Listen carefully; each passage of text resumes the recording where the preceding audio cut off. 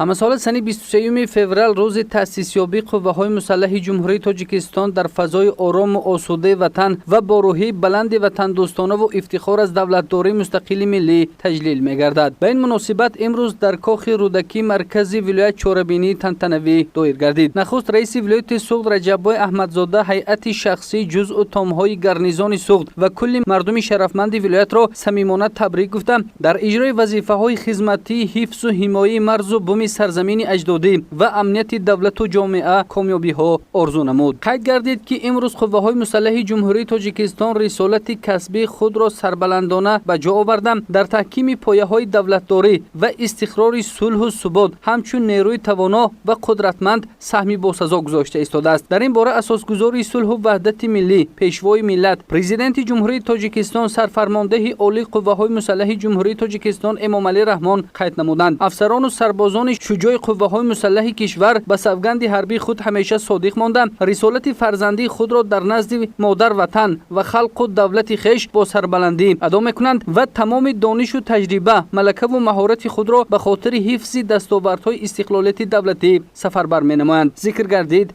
در چهاربینی تنتنوی. همچنین علاوه کرده شد که با دستگیری پیوسته پیشوای معظم ملت فعالیت قسم‌های نظامی و آمادگی جنگی افسران و سربازان سال از سال تقویت یافته این نهاد با نفوذ همچون نیروی توانای حربی، امنیت و منفعت‌های تاجیکستان صاحب استقلال را سربلندانه حمایت می‌کنند. جواباً به این غمخوری‌ها سربازان و افسران قوه‌های مسلح مملکت نیز با رفتار و انتظام نمونوی و صداقت به سوگند حربی رسالت پر افتخاری خدمت صادقانه به خلق و وطن عزیز را با سر بلند به جا آوردند. ابراز گردید که مردم سربلند ولایت و خدمتچیان حربی قوه‌های مسلح ولایت سوخت در قطار دیگر ساکنان وطن عزیزمان با دستگیری سیاست سازنده و خردمندانه پیشوای ملت برای حفظ صلح و ثبات، پیشرفت و شکوفایی و ترقیات منبعده وطن و عملی گردیدن هدف‌های استراتژیک مملکت سعی و کوششی بیشتر به خرج می‌دهند. در قسم دوم چهاربینی به یک قطار کارمندان قسم‌های نظامی سپاسنامه و تحفه‌های خاطروی تقدیم کرده شد.